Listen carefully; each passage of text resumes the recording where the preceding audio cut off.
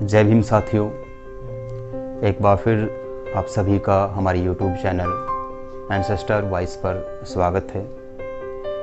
इससे पहले हमने जो वीडियो बनाई थी वो एक इंट्रोडक्टरी वीडियो थी कि जो हमारा YouTube चैनल है वो किस प्रकार की विचारधारा आप लोगों तक पहुंचाने की कोशिश करेगा। इस वीडियो में हम हमारे भारत का जो सामाजिक ढांचा रहा है उसके ऊपर हम चर्चा करेंगे। तो आइए साथियों, हम ये वीडियो शुरू करते हैं।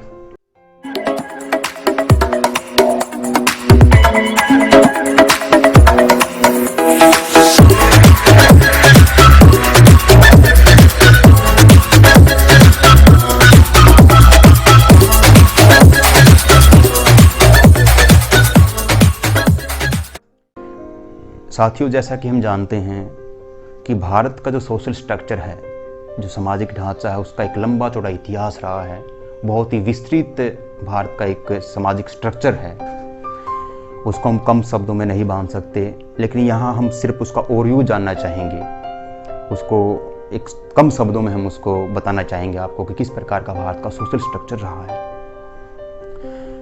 हम सभी जानते हैं कि प्रकृति की लंबी प्रक्रिया के बाद धरती बनी। धरती पर जीवों ने जन्म लिया और जीवों से मिलकर बड़े जीव बने और उन्हीं जीव में धीरे धीरे इंसान का भी जन्म हुआ। यहाँ पे पेच फंस जाता कई बार कि इंसान को किसने बनाया, दुनिया किसने बनाई, लेकिन वो हमारी चर्चा का विषय नहीं है। लेकिन यहाँ हम आपके साथ दो बुक साझा करना चाहेंगे, सजेस्ट करेंगे आपको कि अगर आप इस बारे में अधिक जानकारी प्राप्त करना चाहते हैं तो इन दोनों बुक के बारे में स्टडी कर सकते हैं। इनमें से एक पहली बुक है ईश्वर ने नहीं बनाई दुनिया। ये बेसिकली आचार्य भद्रशील रावत द्वारा लिखी गई बुक है। तो इसको पढ़ने से आप जान सकते हैं कि दुनिया को बनाने में किसका योगदान रहा है। और इसके साथ साथ जब दुनिया बनने की बात आती है, मानव ने, इंसान ने जब जन्म लिया तो उस इंसान की क्या कहानी रही है, मानव की किस प्रकार की कहानी रही है। इस एक टाइटल है जो बुक का, मानव की कहानी। और ये बेसिकली प्रभाकर संजगिरी द्वारा लिखी गई बुक है। ये पुस्तक आपको निचोड़ बता देगी कि मानव की कहानी क्या रही है। बहुत ही बेहतरीन बुक है ये, अपनी नॉलेज के लिए आप इनको पढ़ सकते हैं।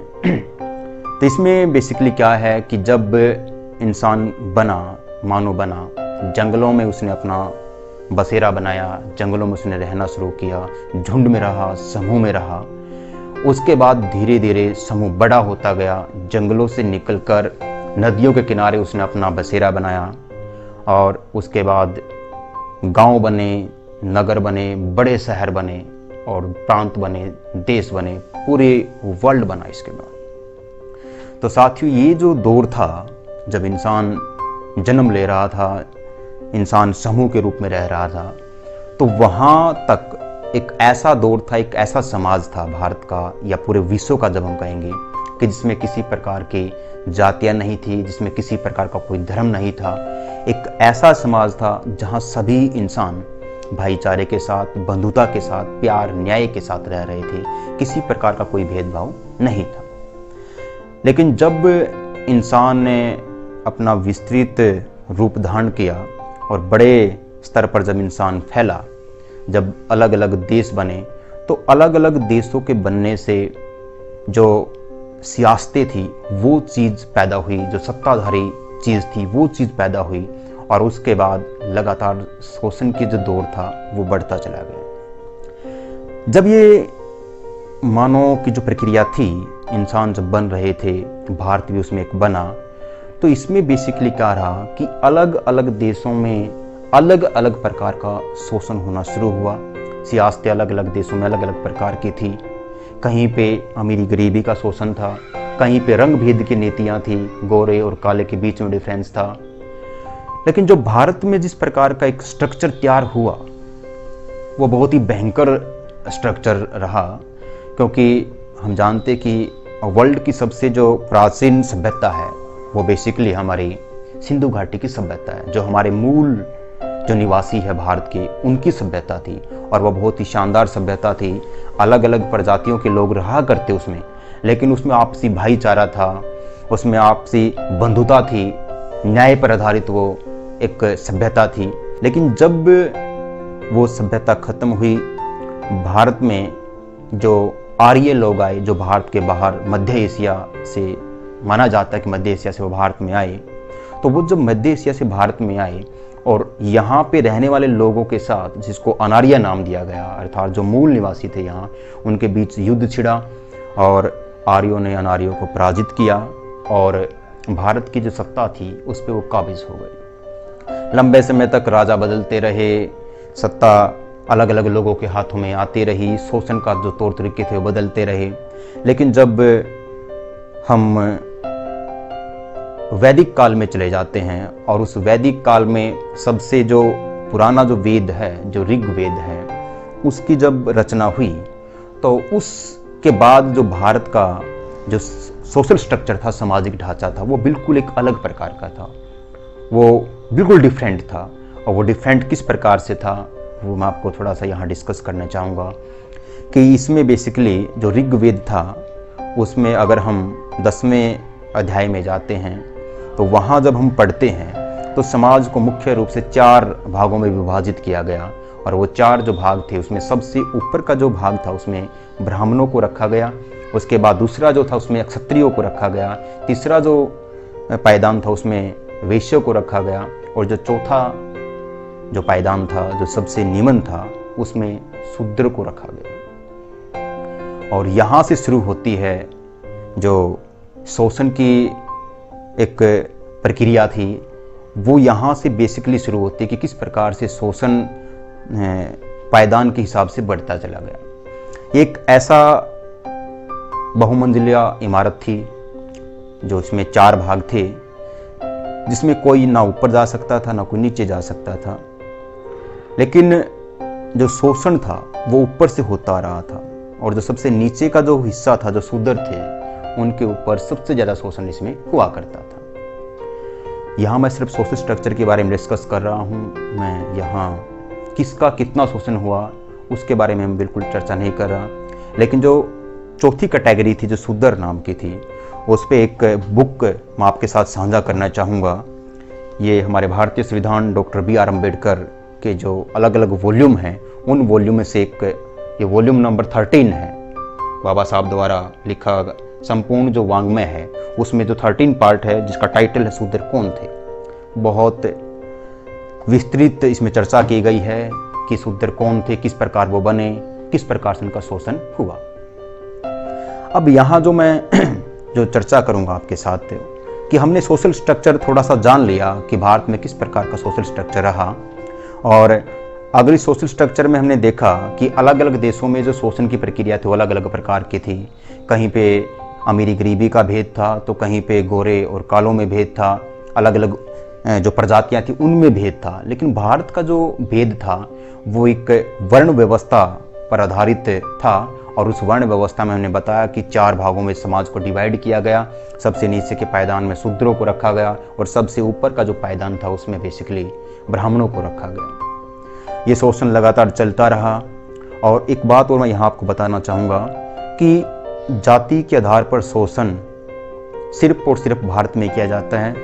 इसकी अधिक जानकारी के लिए एक 10th क्लास जो पॉलिटिकल साइंस की बुक है NCERT के द्वारा लिखी गई, इसमें एक 4th लेसन है जिसका टाइटल है जाति, धर्म और लैंगिक मसले। बहुत बेहतरीन तरीके से इसमें बताया गया है कि सिर्फ भारत देश ऐसा देश है जहां जाति के आधार पर विभेद किया जाता है। तो ये हमने एक सोशल स्ट्रक्चर के बारे में जान लिया कि किस प्रकार का सोशल स्ट्रक्चर भारत में रहा। अब हम जानना चाहेंगे कि ये जो सोशल स्ट्रक्चर है, इन सोशल स्ट्रक्चर पर हमारे महापुरुषों ने किस प्रकार से काम किया। इसमें बेसिकली एक लंबी प्रक्रिया रही। हर महापुरुष ने इस सामाजिक स्ट्रक्चर को समझने की कोशिश की, इस सामाजिक ढांचे को समझने की कोशिश की, और जब उनको लगा कि सामाजिक ढांचे में कुछ कमियां हैं तो उन कमियों को सुधारने के लिए बड़े बड़े आंदोलन खड़े किए। और यहाँ जो हम सामाजिक स्ट्रक्चर समझने की कोशिश कर रहे हैं वो क्यों कर रहे हैं, उसका एक कारण ये है कि जो हमारे महापुरुष रहे हैं उन्होंने सामाजिक स्ट्रक्चर को समझकर ही सामाजिक आंदोलन शुरू किए। तो ये एक समझने का हमारा एक यहाँ नज़रिया था, एक कारण था कि क्यों हम इसको समझ रहे हैं। तो यहाँ गौतम बुद्ध से लेकर रविदास जी से लेकर उसके बाद महामानव गौतम बुद्ध के बाद ज्योतिबा फुले आए, सावित्रीबाई फुले आई, उसके बाद बाबा साहब भीमराव अम्बेडकर आए, साहूजी महाराज आए, उसके बाद कांसीराम जी आए, छोटू राम जी आए, भगत सिंह जी, सुभाष चंद्र बोस, अलग अलग हमारे महापुरुष रहे हैं जिन्होंने इस सोशल स्ट्रक्चर को जानकर और जो शोषण की प्रक्रिया थी उसको कम करने की कोशिश में की।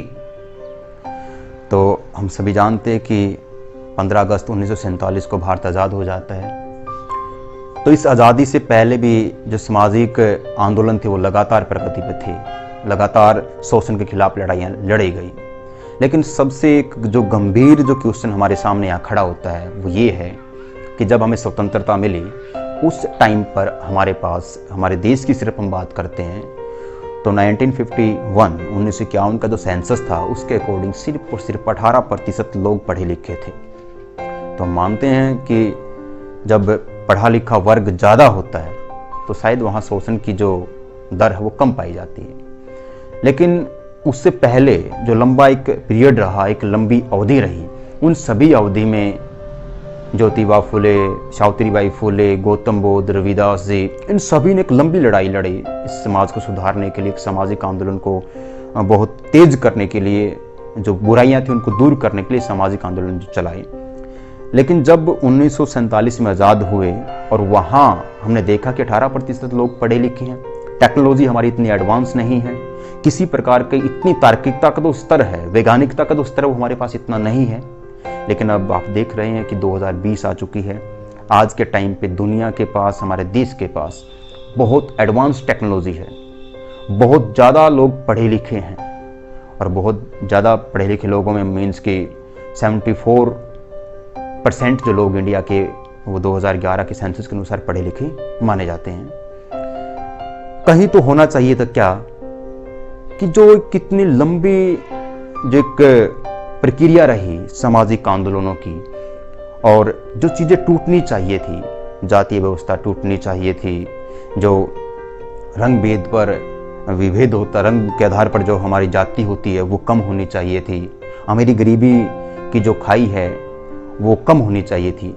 लेकिन कहीं ना कहीं हम साथियों देखते हैं तो ये लगातार बढ़ती गई है और जातीय व्यवस्था तो इतनी क्रूर रूप धारण कर चुकी है कि जब जाति बनी उसके बाद उपजातियां लगातार बनती जा रही हैं। उसके बाद गोत्र सिस्टम जो है वो लगातार उपजातियों में गोत्र सिस्टम बनता जा रहा है, बढ़ता जा रहा है, नए नए गोत्र बनते जा रहे हैं। तो जो सामाजिक स्ट्रक्चर है हमारा है वो कहीं तो बहुत आसान होना चाहिए था, लेकिन वो इतना रिजिड बन चुका है, वो इतना गंभीर बन चुका है कि जो एक पुराने समय से जो आंदोलन रहे हैं शायद उन आंदोलन की बजाय आज के टाइम पे बहुत बड़ा आंदोलन हमें खड़ा करना पड़ेगा।